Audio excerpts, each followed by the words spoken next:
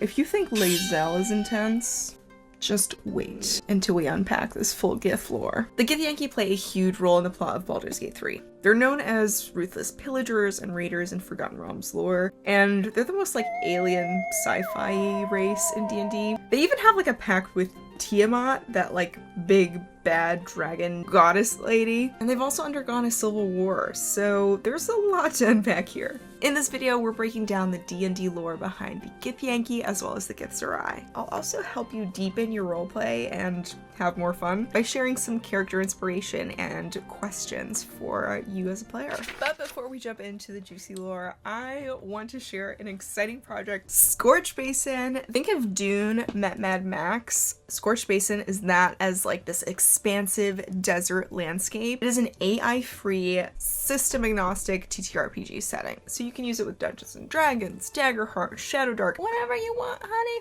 I voice one of the Skara warriors, and over 100 different TTRPG YouTubers and TikTokers collaborated on this project as well, so you'll definitely see some familiar faces. The cool thing about it is like you can also just drag and drop the setting, so you don't have to start a new campaign.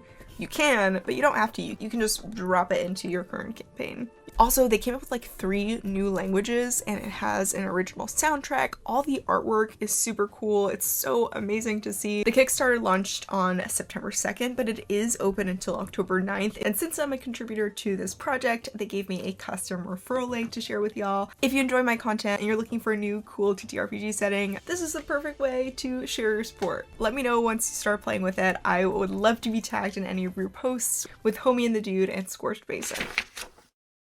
The Gith are a humanoid race that reside in the astral plane. In 5th edition, they're classified as lawful humanoid aberrations. Their average lifespan is about 70 to 120 years, but they're technically immortal while on the astral plane. Their skin color ranges from pale yellows to olive greens, with typically russet or black hair, and they have these long, pointed, serrated ears. Their iconic claim to fame is their flat nose. It's usually like high up and just looks like a frog pug. When I first met Lae'zel, I was like, whoa. But you come to love it. You come to love the frog people. All Gith possess psionic abilities and can do minor telekinesis, kind of like Mage Hand. They can also cast spells like Jump and Misty Step. The Gith also have their own language, and their writing is called 𝕲𝖎𝖏. It's runes that form in circles where letters of any given word are linked in a ring. Githyanki arrange their characters clockwise from the top, while Githzerai arrange them counterclockwise from the bottom. The Gith were enslaved for centuries by Mind Flayers, and once free, split into 2 factions essentially. Some call it sub-races, some call it factions. I think it's a faction, because they're based on philosophical differences. They split up into the Githyanki and the Githzerai. The Githyanki focusing on war and conquest, and the Githzerai focusing on a more monastic, peaceful lifestyle. Like with a lot of things in D&D lore, there are a lot of theories and mystery surrounding the origins of the Gith. One theory was that they were originally humans that came from a world called 𝕉𝖆𝖗, in a galaxy far, 𝕉𝖆𝖗. 𝕉𝖆𝖗 was located inside of a crystal sphere. Apparently, the 𝕱𝖚𝖗𝑇s came and snatched up the sphere as part of their expansion of their empire.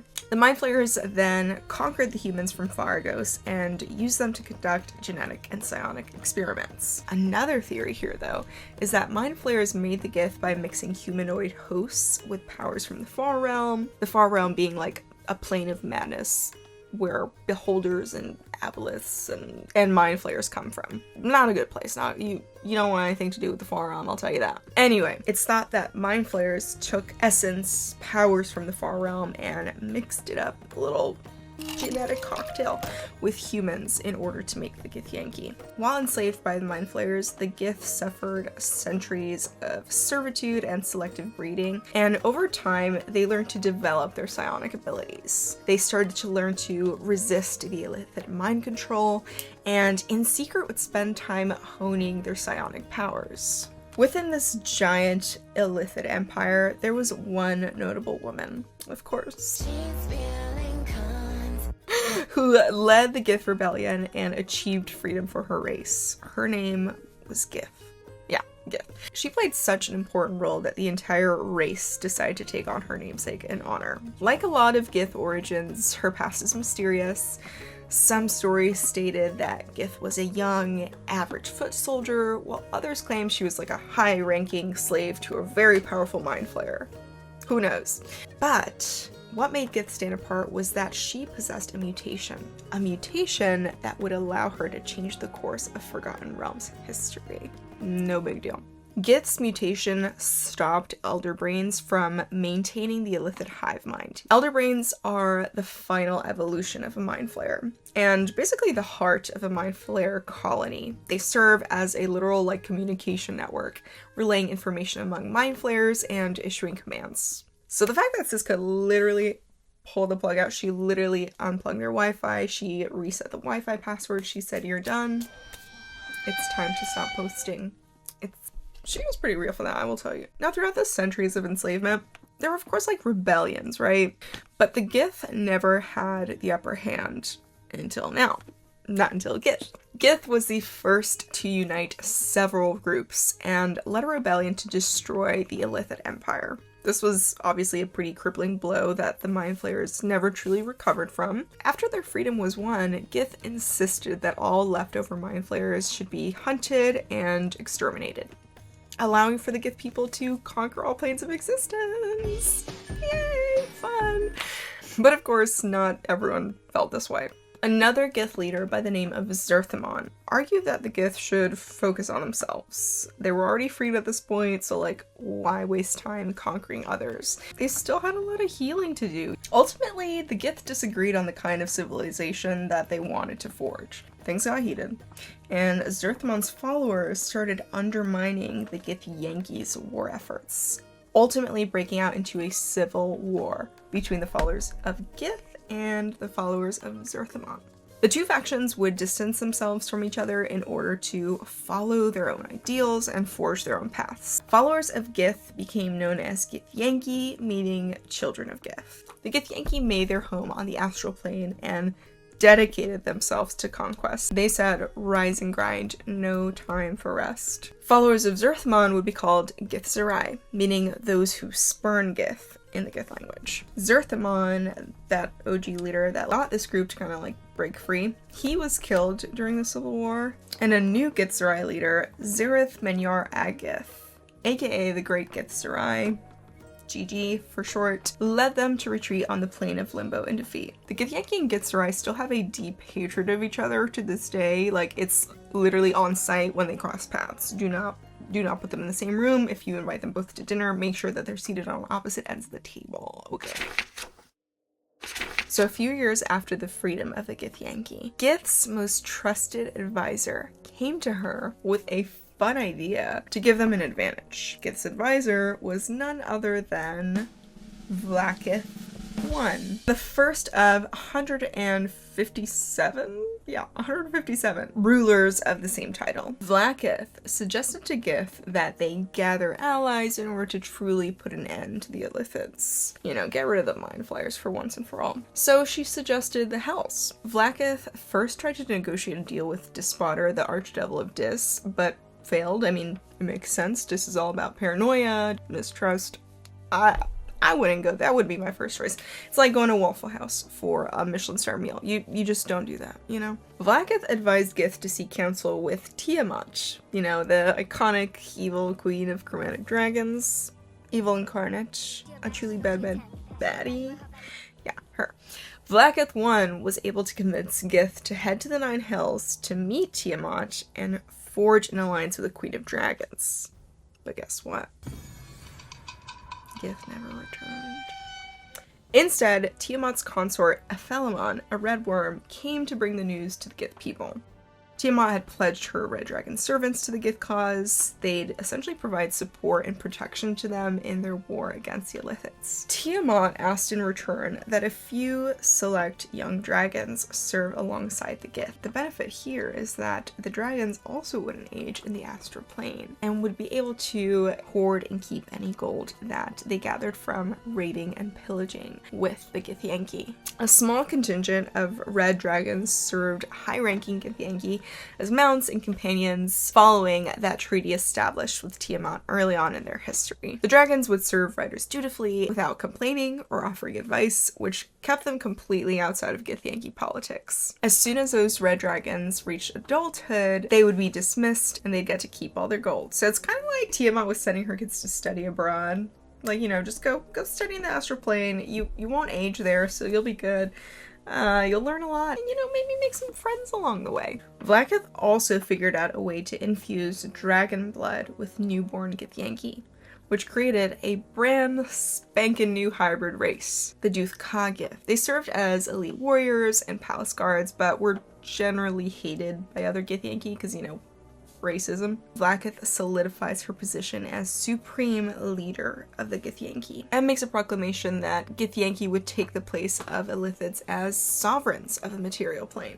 She said that. She's like, let's do it. We can do it. Why not? Gaslight Gatekeep Girl Boss. She also said that any Githyanki who proved themselves skilled in battle would ascend to an even greater paradise. A long, hard life of servitude would earn them a ticket to a wondrous realm of ascension, a realm discovered by Gith herself, and where she waits for those who have proven themselves worthy. Once that Vlaakith the First died, each new queen would be known as Vlaakith. It wouldn't be until Vlaakith number 157, which is the one that we meet in Baldur's Gate 3. Technically, I don't know if she's 157 or 158. I don't know. If you know, drop in the comments. But that Vlaakith is the one who becomes a Lich Queen. She basically died without giving birth to an heir, and then she came back as a Lich. So, congrats, you guys have a ruler now forever. If you have not gone past Act 2 of Baldur's Gate 3, skip over to the next chapter. This is probably going to be a spoiler for you.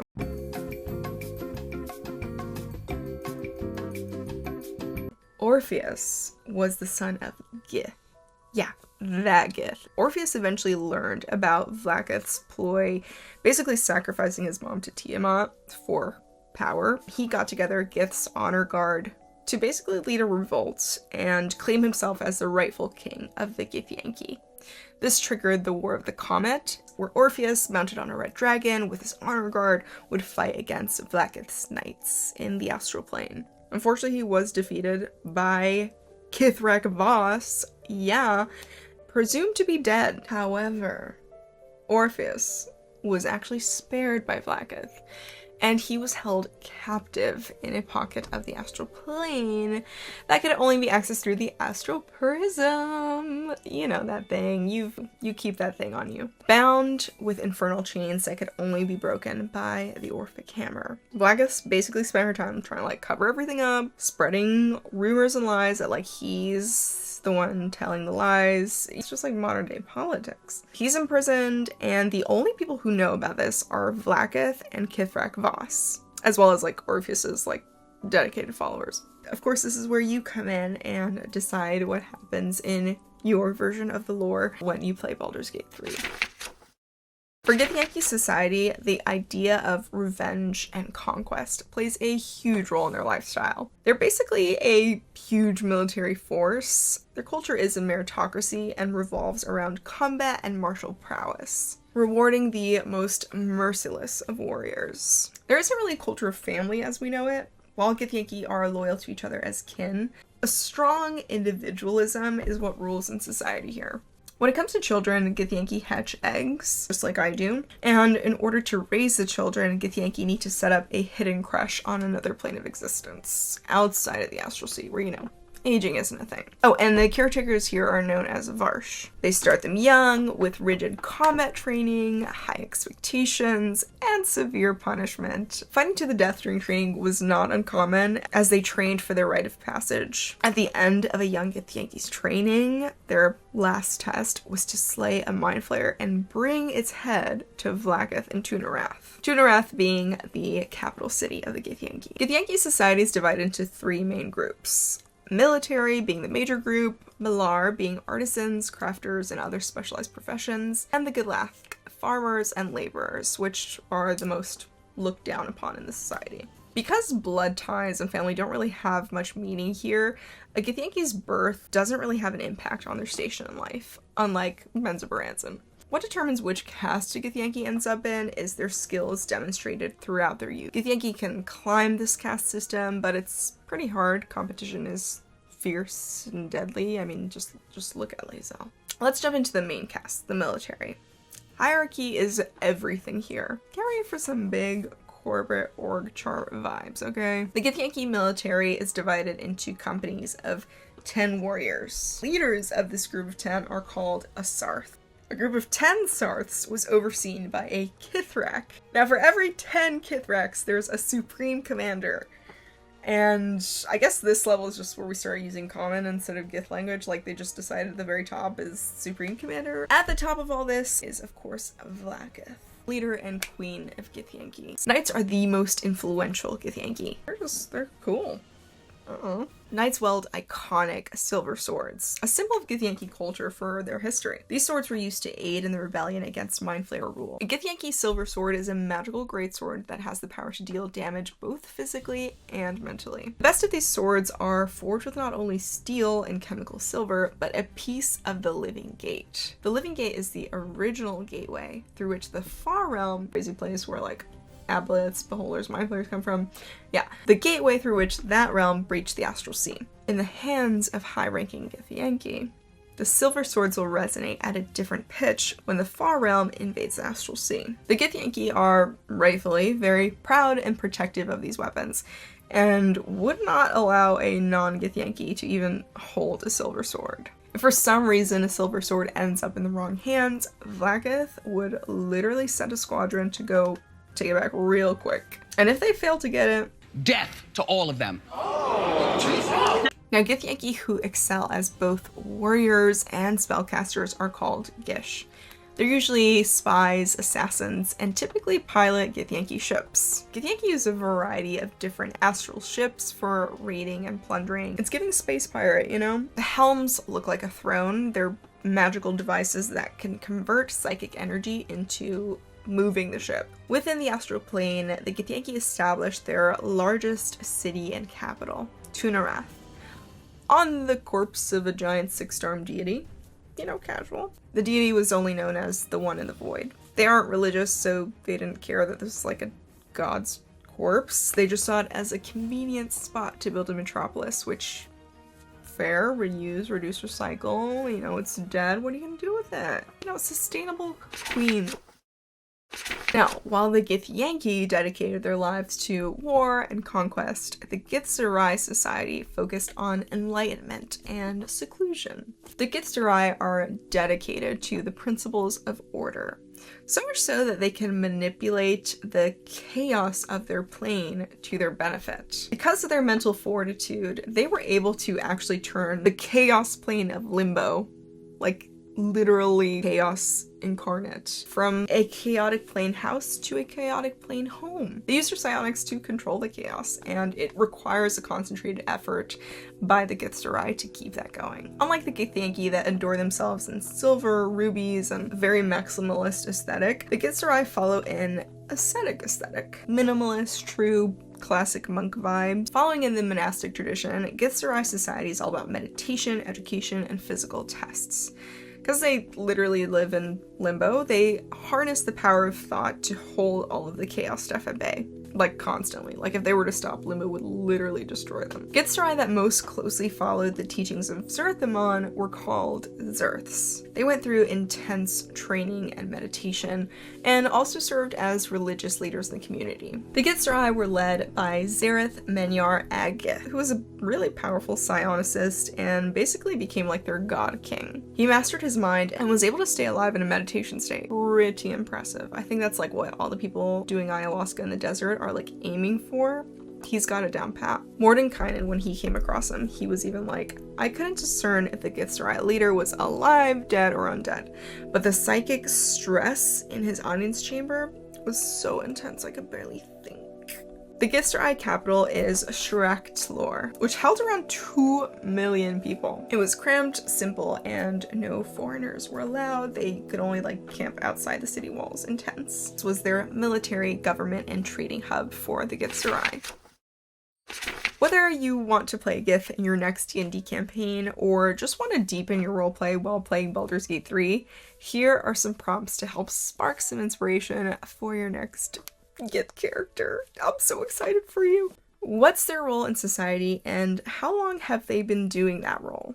Are they a skilled artisan who crafts silver swords, or are they a brand new Githyanki warrior who barely survived their rite of passage? If your Githyanki has gone on a raid, how did they feel? Did they revel in the spoils of war? Or maybe they met someone or something that shook them to their core and made them feel like an outcast among the other Githyanki. For a Githzerai character, maybe they've grown tired of the simple life of a monk.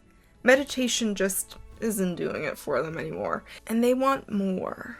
That would be a really fun start to like a Gith warlock right there. Can you imagine? My personal headcanon for one of my like Baldur's Gate playthroughs, because that's all I do with my time, it was one of those Githyanki that had the like dragon blood. That was really fun. There are some great mods like Frog and Followers of 𝕲𝖚𝖏𝖗 that allow you to play the Githzerai as a subclass in Baldur's Gate. I'll definitely link those in the description below. Let me know if you've tried them. For a D&D campaign, they're not with their kin, right?